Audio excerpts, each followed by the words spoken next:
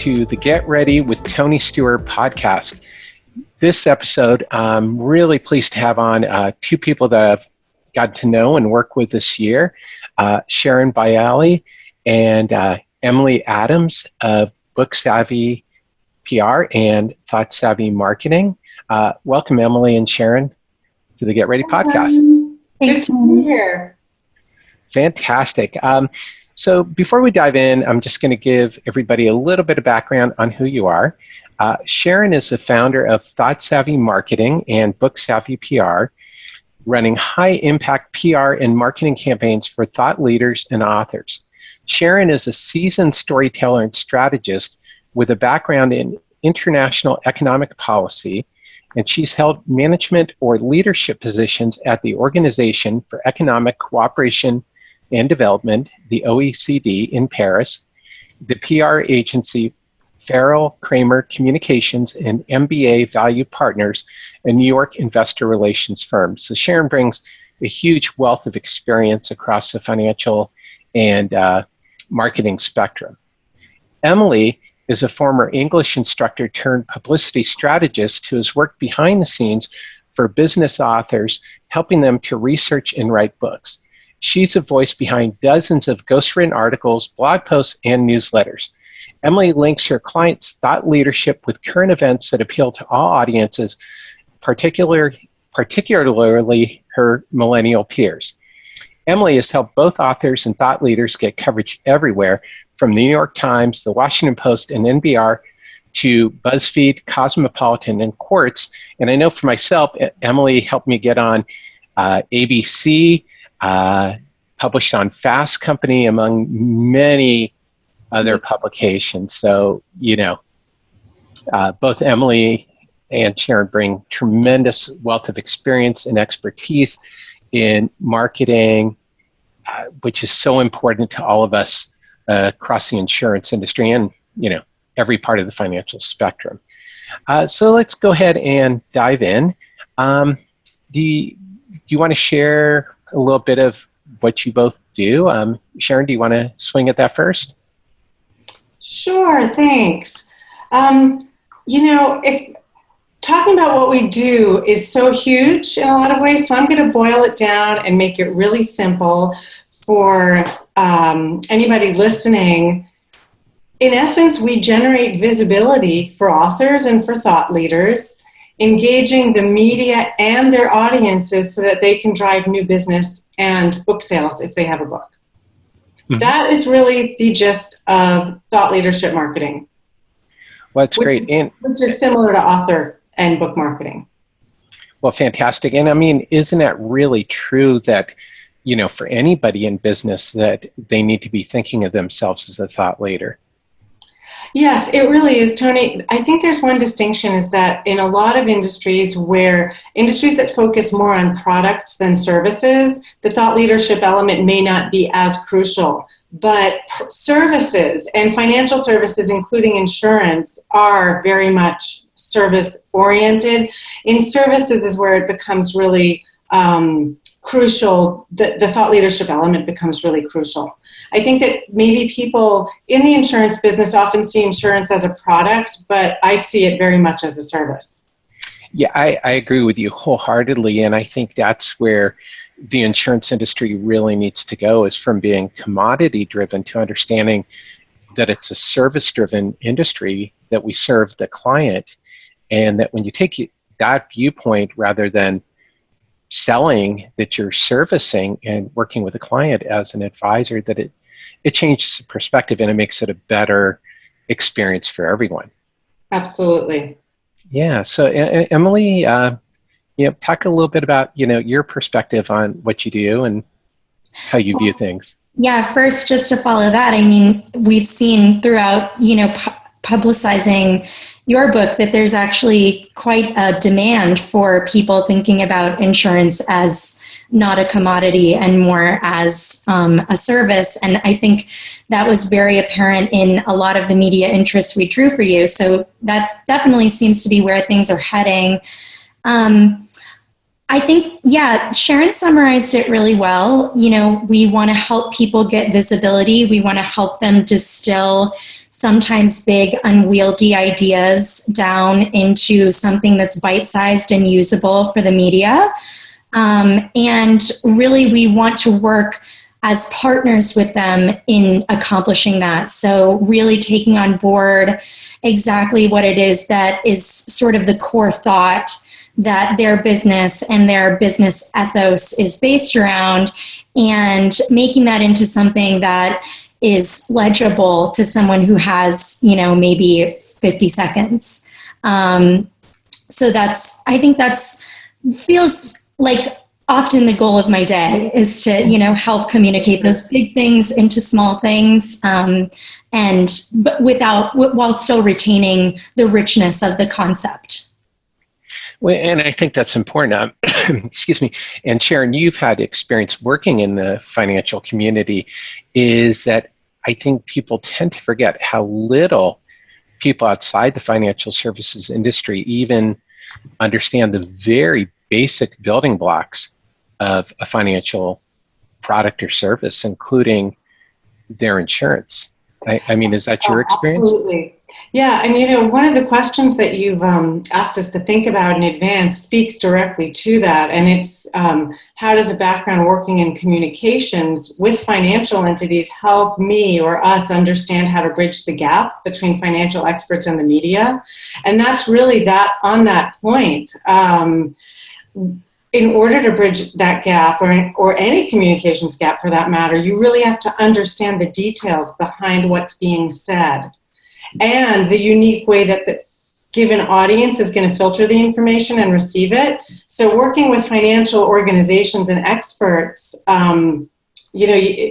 is and understanding their products and services is the best way to then be able to boil things down and make it accessible to the media, but also make it something that the media and other audiences will value and want to use. Yeah, and I would say that probably translates directly to, I know in my personal work, although I don't work with clients as much as I used to, is that's really the difficult point is taking, sorry, hold on, I'm pausing for a second. Okay. So we were discussing about bridging the gap of communications with, between financial advisors and those with subject matter expertise and with consumers. And I think we were getting to some really good points. Emily, how do you see that issue? I think I'm going to have less to say here than Sharon. I think that the main point that I've taken away so far is just that consumers, again, want something that is relatable and easy to understand. And I think that one of the things I myself as a consumer in this space, and that I've noticed in working with these types of campaigns, is that people really want something plainly stated. So again, to borrow from one of our angles in your campaign, it's the Marie Kondo approach. You want to sort of get rid of everything that's extraneous and make things very simple to understand.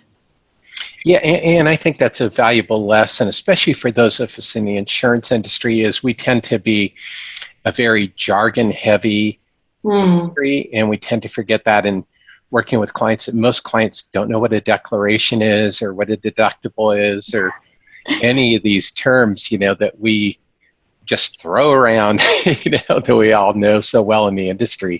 And I think it's hard. It's hard then to get outside of, yourself when you have those blinders on and to remember exactly what jargon is even being thrown around. So it's helpful to really step back and think, like, how much do I need to decode here?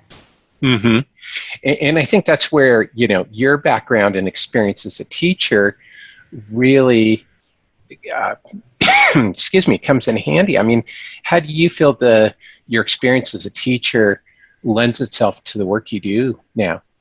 Yeah, this is such an excellent question, Tony. And I think that the number one thing that I've drawn from teaching is that teachers are tireless iterators. They will try something over and over again in order to reach, this student or that student, and to help kids move along. And a lot of times that means repackaging the same idea many times. Like, meet a math teacher. You know this probably better than I do. They have all kinds of systems and routines for explaining how a fraction works, what it is, and how to divide it, for instance. And so I think that the bottom line is, with publicity and working with big concepts, you really do have to be a tireless iterator. You have to be ready to wrestle a topic down to the ground and find the way that's going to make it palatable, as Sharon was describing earlier, to the audience that you're trying to reach. And sometimes that means first getting it to a journalist, so figuring out how to make the journalist want it and see how, they will understand their audience to want it. So you have a lot of different interest groups that are sort of vying for one idea. And I think it really comes down to, the art and practice of repackaging things to make them work.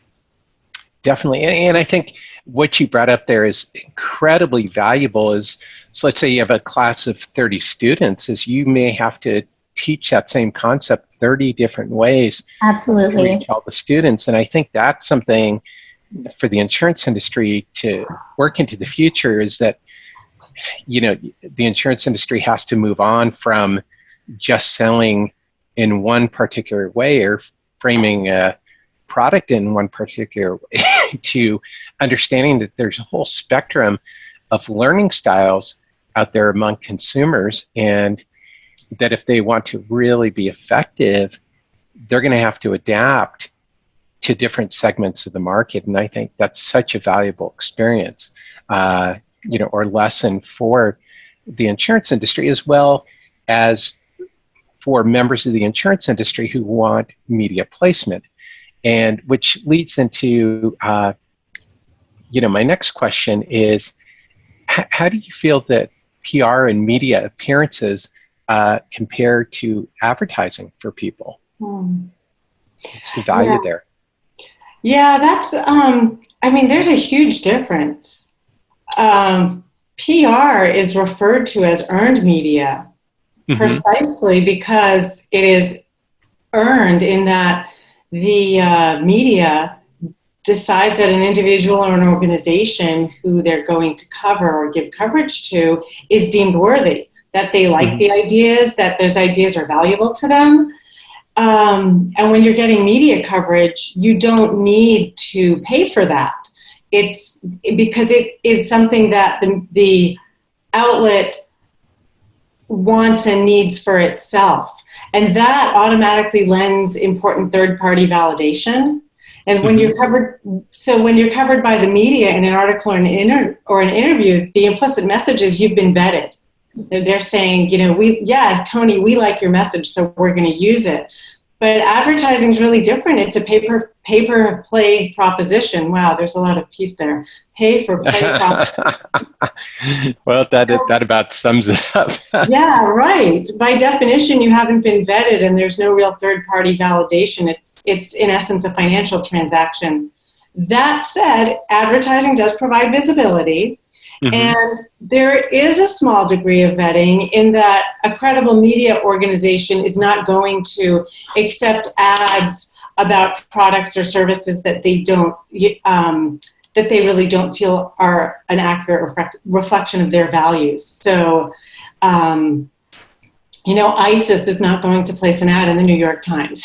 Right? No, they might on Facebook. That's a really extreme example, but so there is that piece to advertising. Still, it is really clear that advertising is simply not offering validation. It's just offering the visibility. Yeah. How do you feel about that, Emily? Yeah, I totally agree. And I think that, Sharon has hit the nail on the head.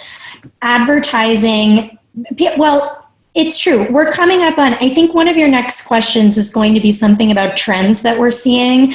And I think as I'm listening to Sharon, one thing I'm thinking is, this is going to be an interesting next 5 years as people become more skeptical of news and news sources.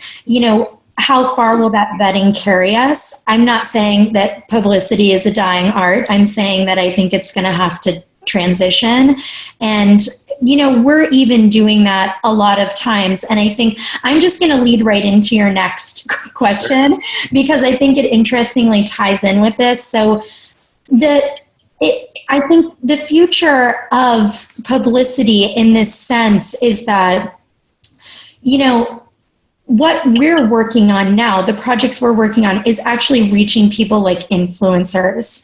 So often we're not just pitching the media, we're also pitching people who have a different type of third-party validation credit now because they're people, they're kind of out there. They're doing their own rogue thing and they're only going to support a brand that they really love, or at least, this is the current understanding of the way that influencers function.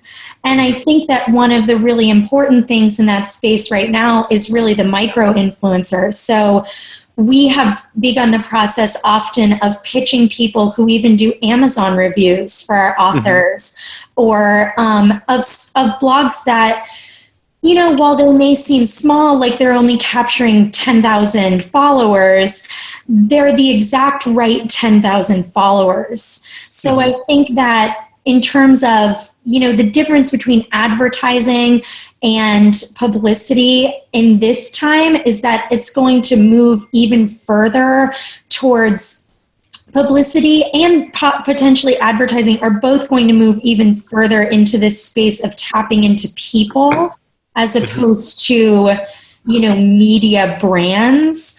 And that I may have muddled things there, but I'm very excited about this idea that, things are becoming more micro-focused and you can reach audiences on a smaller scale. And I think advertising still struggles to do that. I think there are still a lot of places where it's kind of you take a blanket approach and you sort of get what you pay for there. Yeah, and I think we discussed that even with a PR campaign that I just have done with your firm, is that we got placement in a very large publication, and it didn't seem like it was very helpful in terms of my book sales. And I think that people are looking for that more personalized connection that, that, are you both familiar with Seth Godin? Of course, and his marketing, and how he talks about, I think it's 1,000 true fans, and that I think as business people and as an author is that, it's looking for that smaller core of people who truly believe in what you do. Sharon, do you feel that same thoughts about the trends in the industry? So it is so true that influencers are becoming king. Just one small point on that is that now people do also pay influencers on social media in particular. So even there, the lines between advertising and vetted third-party validation are blurring. So the whole world in so many ways is in complete upheaval. But one of the central pieces to this upheaval is that, and ties right back into the question or to the point about influencers, is that traditional media no longer has the dominant role it once did in providing visibility or even credibility in some cases. The traditional media keeps changing. It's a complete and total moving target right now. It has been for some time. I think it really has been since, and I've been in this field for longer than I care to admit, but when I first started was before the internet upheaval of the traditional media, and things were so different. So ever since then, it has become and keeps re-becoming a real moving target. Outlets are moving online. Most media outlets are now online in addition to being in print, if they're still in print, and even on broadcast. And ad revenue online is the real driving force of everything, and behind that is page views. So from the outlet's perspective, generating page views is king, and they're all constantly. Sorry. That's okay. Yeah. I left that on in case it was Xfinity home security again, but it's not. Oh boy. So, even news outlets are just constantly trying to figure out and refigure out how to drive more views and clicks, and that means that their editorial preferences are constantly changing. So we have one day an outlet is doing book reviews, and the next day it's just writing about trends that it's seeing in new book releases and maybe mentioning a few book titles along the way. We've actually seen that with the New York Times. They've segued a lot of their book review coverage into more trends coverage, and it leaves everybody's head spinning, like what next? What's going to be the next change? And article length keeps getting shorter, headlines and subheads and tips and pointers keep becoming more important, but in different ways. So it really keeps us on our toes. Yeah, well, and I think that's a trend we're seeing in the insurance industry as well, is that with the advent of technology and new methods of communication, that everybody has to adjust the way that they do business. So I guess that leads to the next question. I think you've both started to address it, is, how does somebody amplify their message in this changing environment? Yeah. Yes. Keep it out there. No, there's so much to say about this. I think first, the real key point here, and this is what Emily and I do on an hourly basis every day, is to make sure that your message, or in our case, our client's message itself, is clear and compelling and tailored to a specific audience. So you can't amplify a message without that piece in place. Otherwise, it's just noise. And so behind that is another first step, which means knowing who your audience is. Mm-hmm. And then you have to figure out where you find your audience. Are they on LinkedIn? Are they on Twitter? Are they listening to Tony's podcast? Are they hanging out at industry conferences? And understanding that is going to help you understand how to best tailor the message to each of those different venues and funnel it out. And there are all sorts of ways to do that. It might mean writing LinkedIn articles and cross-posting them to specialized groups. It might mean boosting certain Facebook posts, and then you have to decide which ones you're going to boost. Mm-hmm.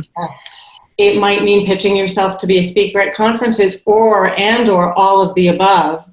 And it all, by the way, has to sync into to tie up with your website, where your identity and core message should, of course, be clear and clearly presented. Well, and that works especially, I would say, for large businesses, let's say an insurance company. How do you feel that would translate for, a small agency with 2 or 3 agents or employees? Do you feel that would translate the same way? I think it's even better, because one of the struggles with a big company is who's the real eye behind the message. Is it a company? Coca-Cola, for example, does Coca-Cola speak and have a voice? Is it the CEO? And if so, that person is so high level and inaccessible that it doesn't create the same type of engagement. So when you have a small company, the head of the company, myself, for example, in our case, can really effectively engage with people on a one-on-one basis and feel more real and human. And then whoever is working with the person, in my case, there's a few of us, and Emily is one, and a key person, can also have her own voice and translate or carry our central voice, but also interpret it in her own way without anything getting lost. And I think it's a lot easier when you're small to do that. I think the challenge is then building a big audience size, or the right audience. It's a little more challenging for a small organization than for a huge organization whose name brand recognition is already established and followed by millions. Yeah, well, and I think, as you point out, there's the reverse of it too. And Emily, I'll let you take this next one. I think is valuable for your input is, as a millennial, you're coming out and, what you know about the insurance industry is you can buy insurance from a lizard or from somebody wearing an apron. Yeah.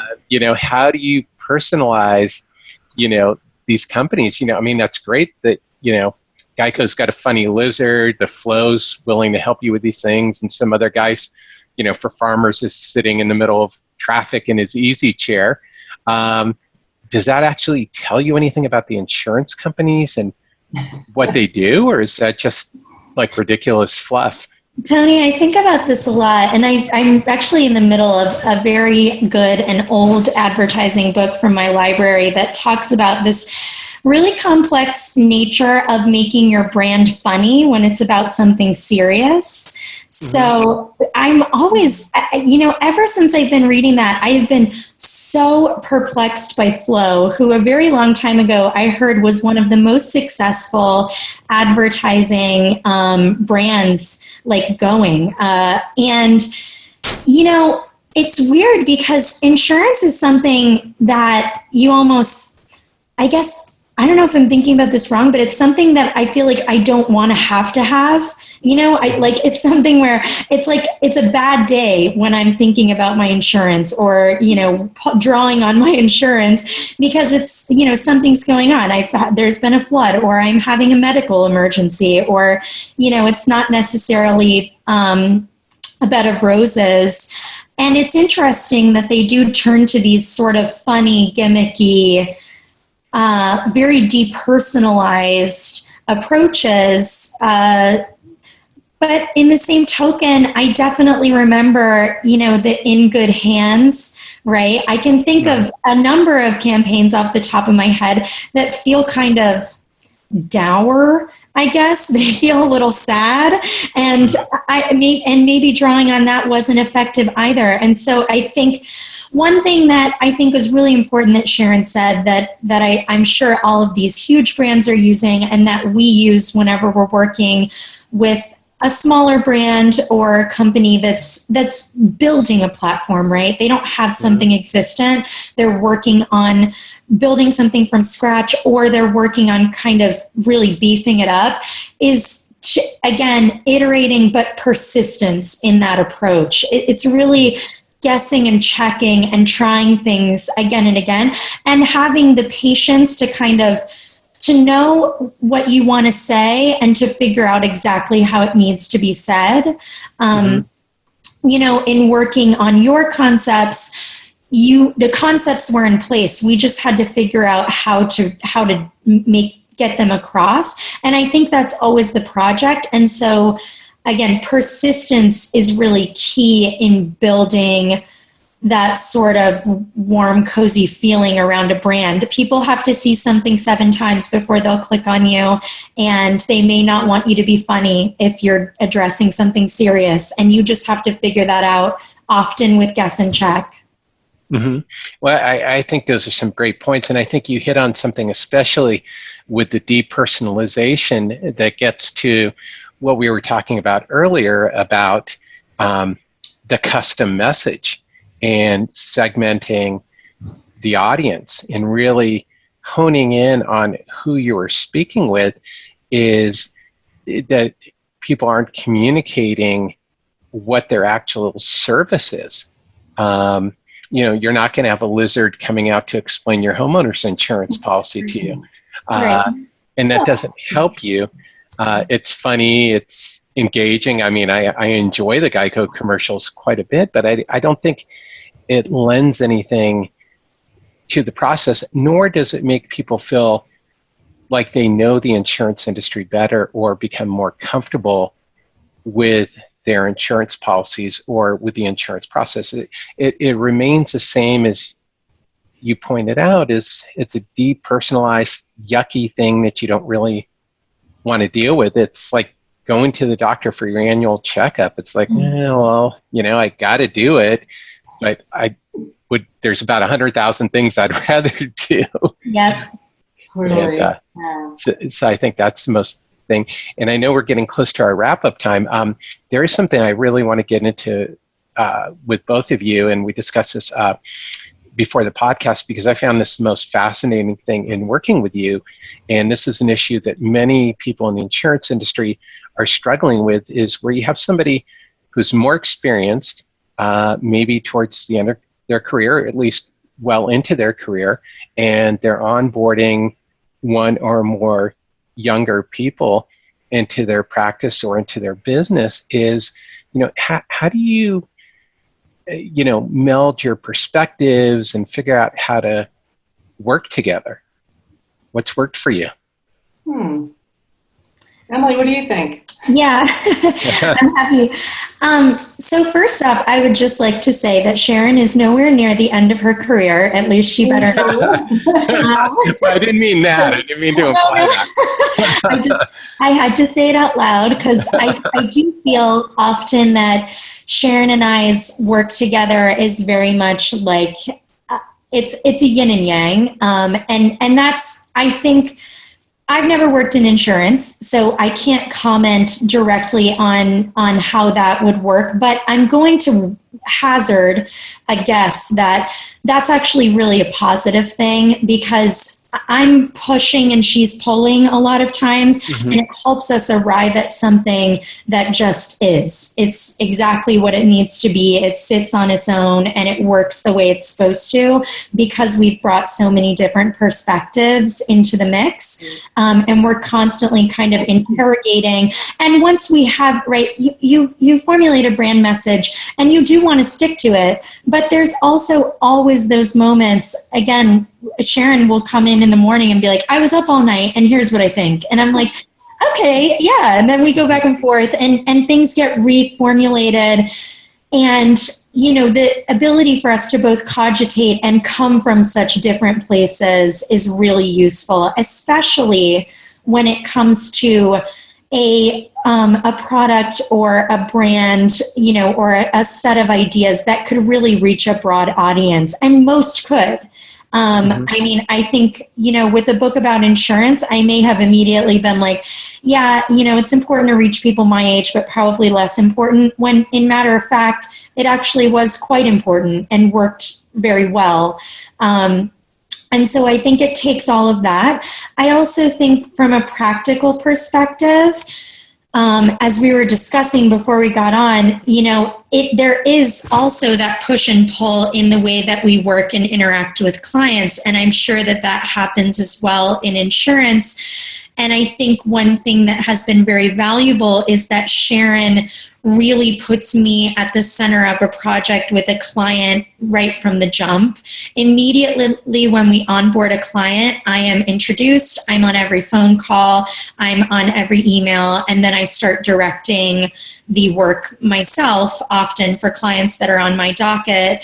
And I think that really helps the clients become comfortable with the fact that I will always have less experience than Sharon. There may come a day, 30 years from now, after Sharon really has hung up her hat, where I have as much experience. But as long as I work with her, I will have less experience. And I think any client who didn't see that would be blind.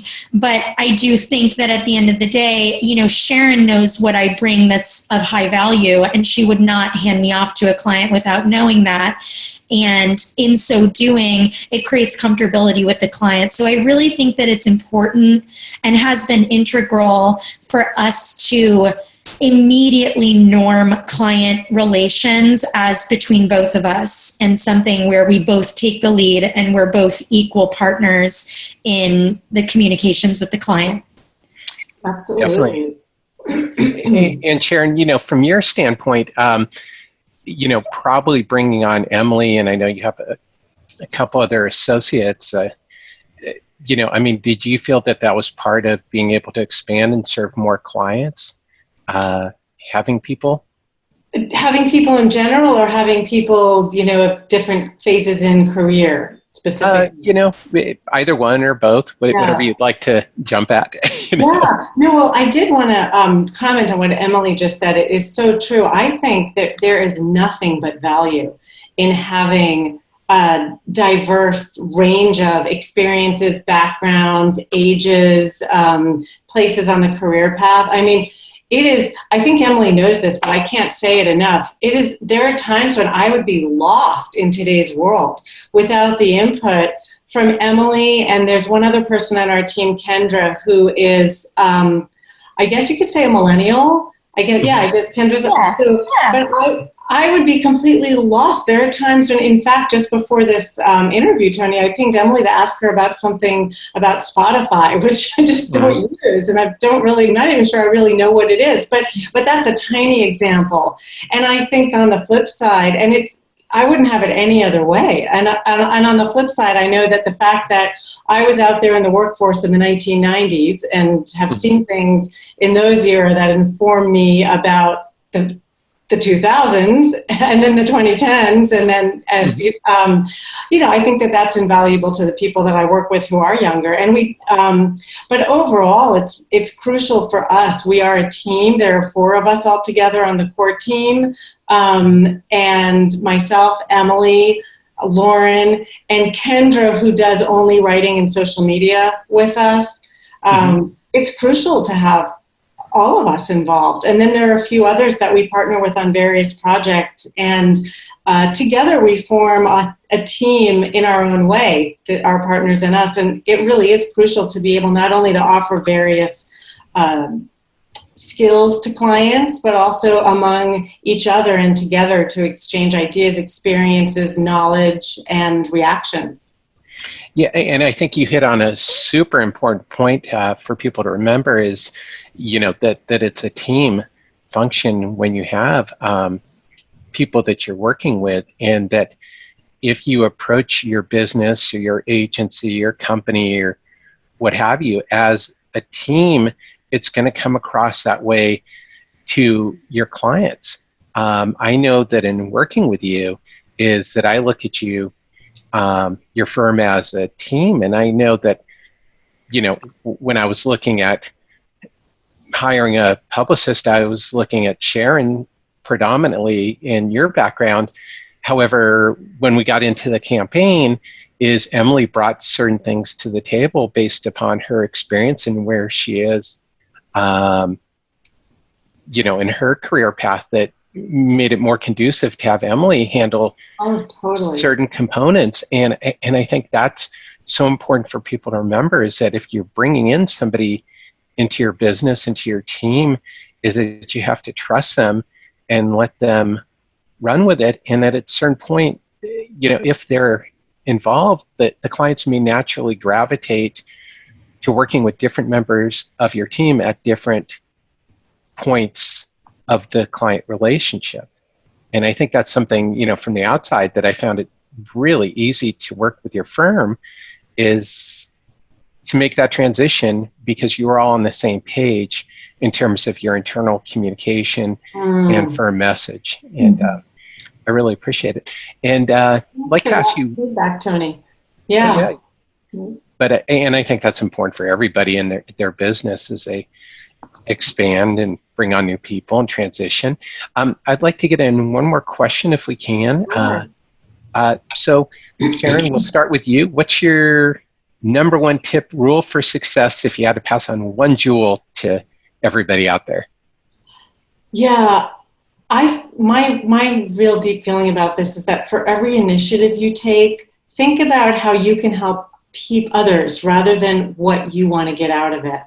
And I think that goes for anything that we do professionally, but in marketing, it's even more important, because marketing, despite what people might think, is very much an exercise in reciprocation. It's not a hard sell.